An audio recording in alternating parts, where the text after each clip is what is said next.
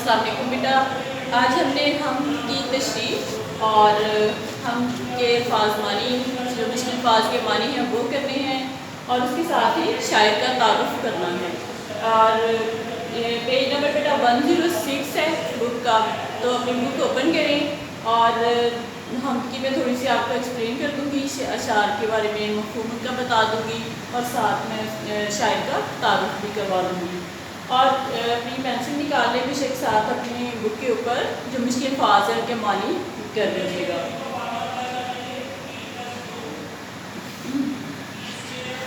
शायर है ख्वाजा अल्ताफ़ हुसैन हाली, पेज नंबर 105 पर है बेटा। शायर का तारुफ है ख्वाजा अल्ताफ़ हुसैन हाली। ख्वाजा अल्ताफ़ हुसैन हाली पानीपत में पैदा हुए। उनका ताल्लुक अंसारियों के एक मोअज़्ज़िज़ ख़ानदान से था जो ग़ियासुद्दीन बलबन के ज़माने में हेरात से हिंदुस्तान आया, फिर यहीं का होकर रह गया। यानी कि मुग़ल बादशाह ग़ियासुद्दीन बलबन के ज़माने में वो हिंदुस्तान आए थे, फिर यहीं पर ही रह गए। कहाँ से उनका ताल्लुक था? अंसारियों के एक मोअज़्ज़िज़ ख़ानदान से था। उनके वालिद ख्वाजा इज़्ज़ुल बख्श ने इंतहाई उसरत और तंगदस्ती में ज़िंदगी गुजारी, यानी कि उनके माशी हालात अच्छे नहीं थे, उन्होंने बहुत तंगदस्ती की हालत में ज़िंदगी गुजारी। हाली भी 9 साल के थे कि उनके वालिद का इंतकाल हो गया और उनके जो बड़े भाई और बहन ने हाली की परवरिश की। वालिद के इंतकाल के बाद उनकी बड़ा भाई था, उन्होंने और उनकी बहन ने उनकी परवरिश की। 17 साल की उम्र में उनकी रजामंदी के बगैर उनकी शादी कर दी गई। वो क्योंकि अभी तालीम हासिल करना चाहते थे, पढ़ना चाहते थे, लेकिन उनकी मर्ज़ी के ख़िलाफ़ उनकी शादी कर दी गई। उस वक्त उनकी उम्र 17 साल थी। इल्म के शौक़ में ये बीवी को लेकर छोड़कर दिल्ली चले गए। यानी कि उनको इतना शौक़ था इल्म हासिल करने का कि वो अपनी बीवी को उनकी माँ बाप के घर छोड़कर दिल्ली चले गए और वहाँ 1.5 साल मारूफ आलिम और वाज़ मौलवी नवाज़ शरीफ की मदरसे में ज़ेरे तालीम रहे। 1856 में हिसार कलेक्ट्री में मुलाजिम हो गए, मगर 1857 की जंग आज़ादी के बाइस उन्हें वापस आना पड़ा और 1857 के बाद नवाब मुस्तफ़ा का शेफ्ता के मसाहिब और उनके बच्चों के तालीम मुकर्रर हुए। यानी कि जो नवाब शेफ्ता थे वो भी शायर थे और उनके बच्चों उनके जो जानने वाले थे, उनके दोस्त अहबाब थे, उनके बच्चों के उस्ताद मुकर्रर हुए। उसी ज़माने में उन्होंने शायरी में मिर्ज़ा गालिब की शागिर्दगी इख्तियार की। मिर्ज़ा गालिब जो कि बहुत बड़े शायर थे, उनकी शागिर्दगी उन्होंने इख्तियार कर ली, यानी कि उनके स्टूडेंट बन गए। गवर्नमेंट टिपू लाहौर और एंग्लो अरबिक स्कूल दिल्ली में मुलाजमत की। 1904 में उन्हें शम्सुल उलमा का खिताब दिया गया, यानी कि उनको हुकूमत की तरफ से शम्सुल उलमा का खिताब मिला। मौलाना हाली का शुमार उर्दू अदब के अहम शायरों, नस्ल निगारों, तरकीब निगारों में होता है। 1857 से कबल उन्होंने कदीम और रवायती तर्ज की शायरी की, मगर बाद में हालात की तब्दीली ने उनके ख्यालात को बदल दिया। यानी कि शुरू में उन्होंने कुछ पुरानी तर्ज की शायरी की, फिर 1857 की जंग के बाद उनके ख्यालात तब्दील हो गए और उन्होंने अपनी शायरी जो है उसमें थोड़ा सा तब्दीली लेकर आए। अंजुमन पंजाब की तहरीक, गवर्नमेंट पब्लिक की मुलाजमत और सर सैयद अहमद खान से वाबस्तगी ने उनके नए ख्यालात को परवान चढ़ाया। यानी कि सर सैयद अहमद खान जो है उनके साथ उन्होंने फिर उनकी गहरी वाबस्तगी हो गई, उनके साथ वो अक्सर मुस्लिम रहते थे, तो इसकी वजह से उनके ख्यालात भी जो थे वो नई तर्ज के हो गए। मौलाना हाली की इखलाकी, इस्लाही और हिंदी शायरी ने उर्दू अदब पर बहुत गहरे असरात मुरतब किए हैं। उन्हें जदीद शायरी, तनकीब निगारी और सोने निगारी में अव्वलियत का दर्जा हासिल है। मौलाना हाली ने नसर और नज़म में कई किताबें लिखी, उनकी बहुत सी अहम तसानीफ भी हैं जो कि मैं आपको जब उनके तारुफ करवाऊँगी तो फिर उसमें आपको अहम तसानीफ के बारे में भी उनके लिखूँगी। तो बेटा आप देखें, अपनी नोटबुक निकालें, मार्जिन लाइन ड्रॉ करें, डेट एंड डे मेंशन करें और शायर का तारुफ अपनी नोटबुक पर लिखना शुरू करें। नज़म है हम और शायर का तारुफ है। शायर का नाम है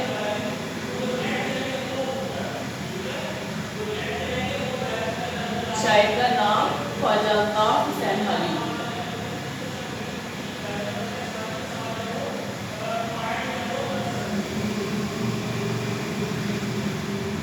हाली का तहफ़्फ़ुज़ था, ख्वाजा अल्ताफ़ हुसैन का नाम था। پیدائش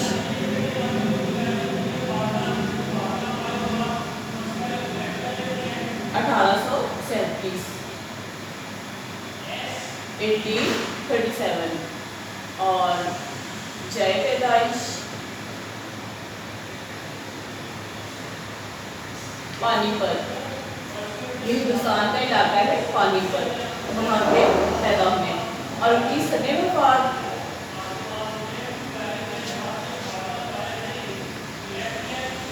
1914 1914 اور ان کی اہم تصانیف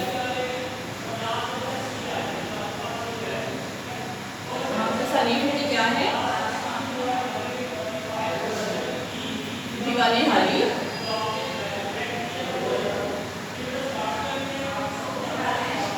مسدس حالی،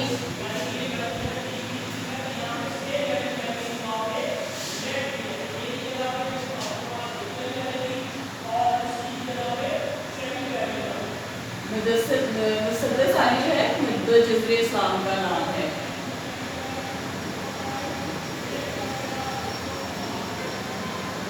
اس طرح بریکٹ میں کریں مقدمہ شعر و شاعری،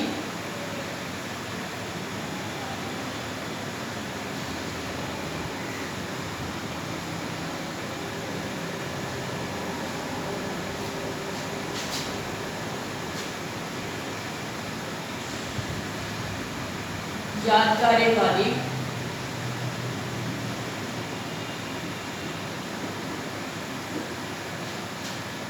حیات سعدی،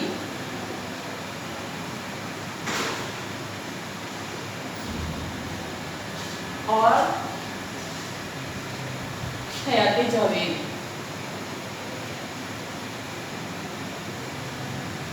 یہ ان کی اہم تصانیف ہیں۔ اب بیٹا دیکھیں ہم کے کچھ مشکلات کے معنی ہیں۔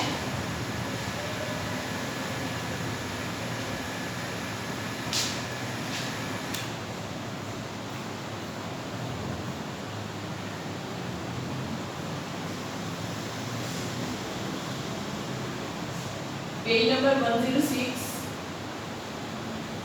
حمد سرا۔ حمد سرا کا معنی ہے اللہ کی تعریف کرنے والا۔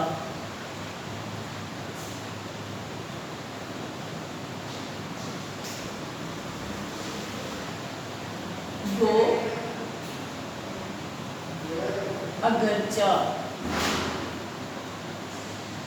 مقدم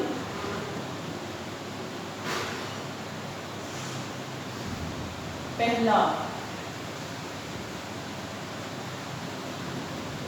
نامحرم ناواقف،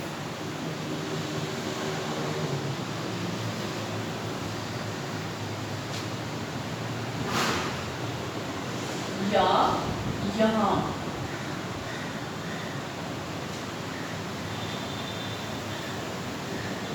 پھر راز،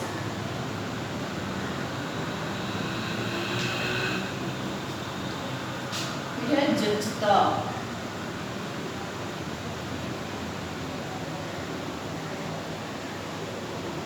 اچھا لگتا یا سجدہ، خلعت سلطانی،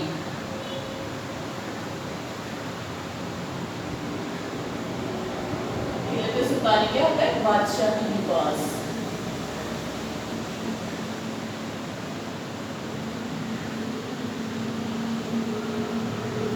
کملی،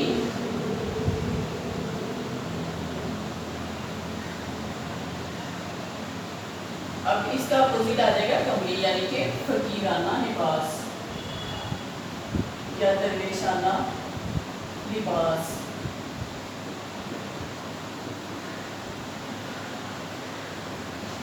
مگن کھویا ہوا،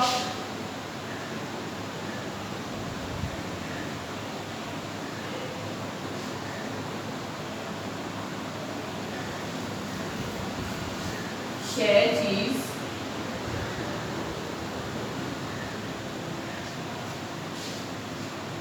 محیط چھایا ہوا،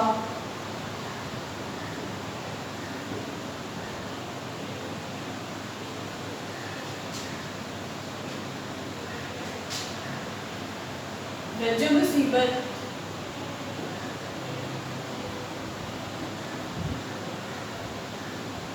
दुख और तकलीफ,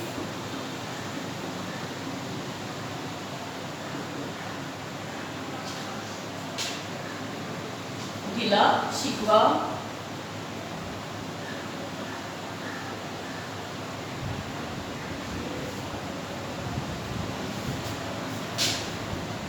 आफाक उफ़क़ की जमा,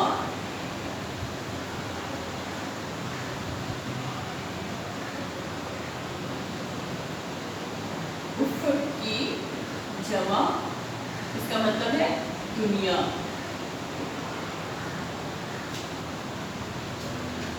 महक खुशबू,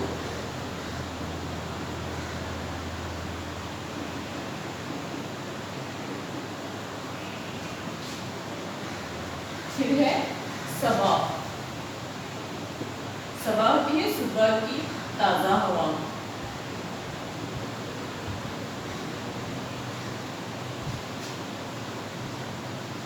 बोल बात, आखिरी शेर में है बोल, इसका मतलब है बात। और रंगे बयां, बात करने का अंदाज।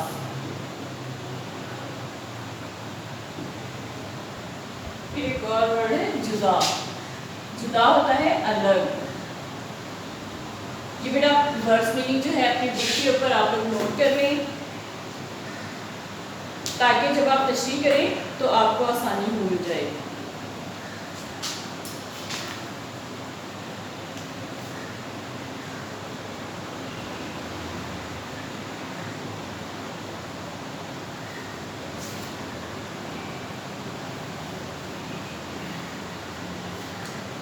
अब मैं थोड़ा सा आपको मफ़हूम अशार का बता देती हूँ। सबसे पहले है कब्ज़ा हो दिलों पर, क्या और इससे सिवा तेरा, एक बंदा ना फरमा है हमद सरा तेरा। इसमें शायर कहता है कि अगरचे अल्लाह ताला की अताअत सबसे पहला फ़र्ज़ है, मगर इंसान इसकी अदायगी से आजिज़ है। यानी कि अल्लाह ताला का हम जितना भी शुक्र अदा करें, जितना भी हम हक़ अदा करें इबादत करने का, हम वो हक़ अदा नहीं कर सकते, क्योंकि उसने हम पर बहुत ज़्यादा अपनी नेमतों की नवाजिश की है। वो सबसे मुकद्दम है हक़ तेरा अदा करना, बंदे से मगर होगा हक़ कैसे अदा तेरा। अब दूसरा मिसरा जो है इसमें शायद कहते हैं कि सबसे पहला फ़र्ज़ जो है वो क्या है हमारा, कि अल्लाह ताला की इबादत करें। यानी कि सबसे पहला हक़ क्या है कि अल्लाह ताला की इबादत करें।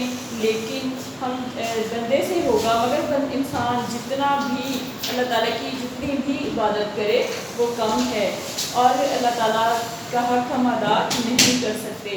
महरम भी है ऐसा ही जैसा कि है नामहरम। अब महरम क्या होता है, जानने वाला, और नामहरम कौन सा है, जो नावाकिफ है।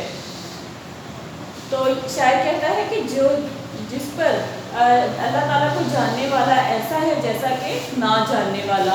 जिसे तुझे जानने का दावा है वो तुझे कितना जान सकता है। यानी कि अगर इंसान को ये दावा करे कि वो अल्लाह ताला के राज़ों से वाकिफ़ है, तो वो फिर भी मुकम्मल तौर पर अल्लाह ताला के राज़ों से वाकिफ़ नहीं हो सकता। इंसान अगर जो खुली आंखों से कायनात का मुशाहिदा कर रहा है, मगर उसकी हकीकत और असलियत को पा लेना और इसका दराज नसीब हो जाना हर किसी के नसीब में नहीं है।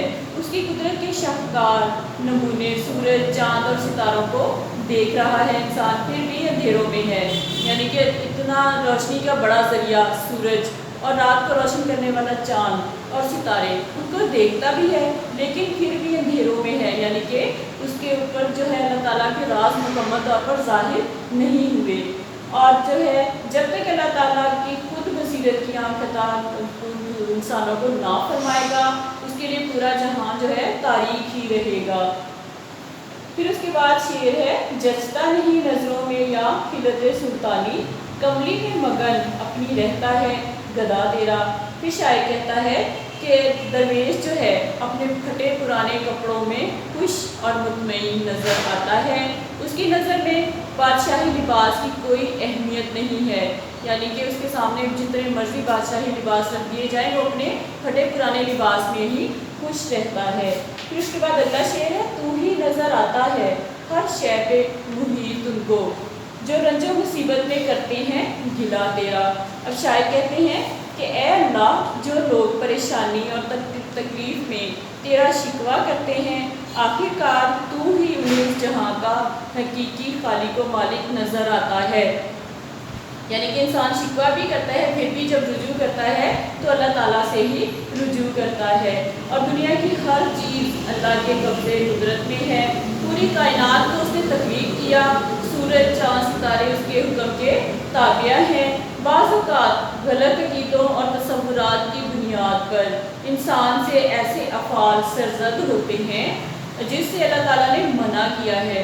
انسان دنیا کے مسائل سے گھبرا کر آہ و فغاں کرنا شروع کر دیتا ہے، حالانکہ اسے چاہیے کہ وہ اللہ کے فرمان بردار اور صبر کرے، یعنی کہ اللہ تعالیٰ کے فرمان کے مطابق اللہ تعالیٰ کا فرمان بردار ہو اور صبر کرے۔ لیکن بعض لوگ جو ہیں وہ ناشکری میں کفر کی حد تک پہنچ جاتے ہیں، یعنی کہ ان کی ناشکری جو ہے اس قدر بڑھ جاتی ہے کہ اس میں کفر شامل ہو جاتا ہے۔ اب اگلا شعر بیٹا دیکھیں، آفاق میں پھیلے گی کب تک نہ مہک تیری، گھر گھر لیے پھرتی ہے پیغام صبا تیرا۔ اب شاعر کہتے ہیں کہ جو ہے تیری ذات کی پہچان، اللہ تعالیٰ کو مخاطب کر کے کہتا ہے شاعر کہ تیری ذات کی پہچان جہان میں کب تک رک سکی ہے، یعنی کہ کبھی ایسا ہوا ہی نہیں کہ تمہاری جو پہچان ہے، تیری ذات کی پہچان جو ہے وہ دنیا میں رک سکتی ہو، کیونکہ صبح کی ٹھنڈی ہوا ہر جگہ تیری ذات کی خبر دے رہی ہے، چاہے کتنے ہی بند دروازے کر دیے جائیں، کتنی ہی دیواریں کھڑی کر لی جائیں، لیکن صبح کی تازہ ہوا جب چلتی ہے تو اللہ تعالیٰ کا پیغام ہر گھر کے ہر کونے تک پہنچاتی ہے۔ اس کے بعد آخری شعر ہے، ہر بول تیرا دل سے ٹکرا کے گزرتا ہے، کچھ رنگے بیاں خالی ہے سب سے جدا تیرا۔ اب اس میں شاعر جو ہے اپنے آپ کو مخاطب کر کے کہتا ہے کہ اے حالی، یعنی کہ وہ اپنا تخلص اس میں استعمال کرتے ہوئے کہتا ہے کہ اے حالی، تو جس رنگ میں بھی بات کرے تیرا انداز بیاں سب سے جدا ہے اور لوگوں کے دل کو متاثر کرتا ہے، یعنی کہ تم جب بات کرتے ہو تو یہ جو تمہاری بات کا اثر ہے لوگوں کے دلوں پر ہوتا ہے۔ اب اس میں یہ کہا گیا آخری شعر میں کہ 1857 کی ناکام جنگی آزادی کے بعد قدیم شاعری جو تھی وہ کام نہ آ سکی تھی، اور اس لیے حالی نے اپنی شاعری میں اخلاقی پہلوؤں پر زیادہ توجہ دی اور قدیم اخلاقی قدروں کو نئے معاشرے کے لیے ضروری سمجھا، یعنی کہ جس طرح حالات تبدیل ہو رہے تھے، تبدیلیاں آ رہی تھیں، تو اسی طرح سے حالی نے بھی اپنی شاعری میں کچھ تبدیلیاں لانا ضروری سمجھا، اور انہوں نے مصدر سالی بھی لکھی اسی سلسلے میں۔ 1857 کے سیاسی حالات کے بعد جب مسلمان مکمل طور پر مایوس ہو چکے تھے، کیونکہ 1857 کی جنگ جو تھی اس میں ناکامی کا سامنا کرنا پڑا تھا، مسلمان جو تھے وہ مایوس ہو چکے تھے، ان کی شاعری کا رخ اللہ کی طرف ہو گیا۔ پھر جو خواجہ الطاف حسین حالی تھے ان کی شاعری کا رخ کس طرف ہو گیا؟ اللہ تعالیٰ کی طرف۔ وہ سمجھتے تھے کہ جہاں فن شعر کی اصلاح ممکن ہو وہاں انسان بھی فلاح پا جائے۔ انہوں نے کوشش کی کہ اپنی شاعری کے ذریعے انسانوں کی فلاح کے لیے کام کریں اور اپنی شاعری کو نئی منازل سے آشنا کریں، اور کلام میں واردات قلبی پائی جاتی ہے، سچے اور حقیقی جذبات کی ترجمانی بڑی سادگی سے انہوں نے اپنی شاعری میں کی ہے۔ اور مولانا الطاف حسین حالی نے اپنی شاعری کو قومی اصلاح کا زیور بنایا۔ مصدر سالی میں اسلام کی ابتدائی شکل اور مسلمانوں کے عروج زوال کو دلکش انداز میں انہوں نے بیان کیا۔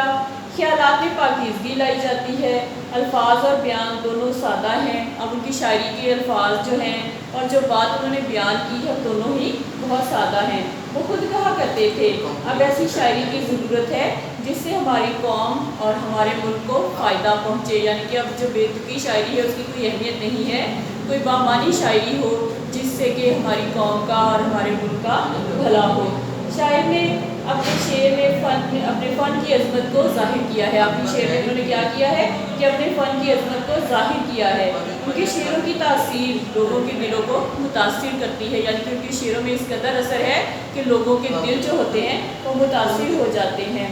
قدرت نے شعر گوئی کا جو فن دیا اس میں اللہ کی محبت دیکھی جا سکتی ہے۔ یہ اللہ تعالیٰ کی طرف سے ایک عطیہ تھا ان کے لیے کہ انہوں کی شاعری میں اس قدر یعنی کہ دلوں کو متاثر کرنے والی شاعری انہوں نے کی اور جو پڑھنے لکھنے والوں کے دلوں کو روشن کرتی ہے۔ تو بیٹا آج کی ہم کے یہ اشعار کا مفہوم میں نے آپ کو بتایا، اور کل نیکسٹ لیکچر میں انشاءاللہ میں آپ کو اس کی تشریح کرواؤں گی اشعار کی۔ اوکے بیٹا، اللہ حافظ۔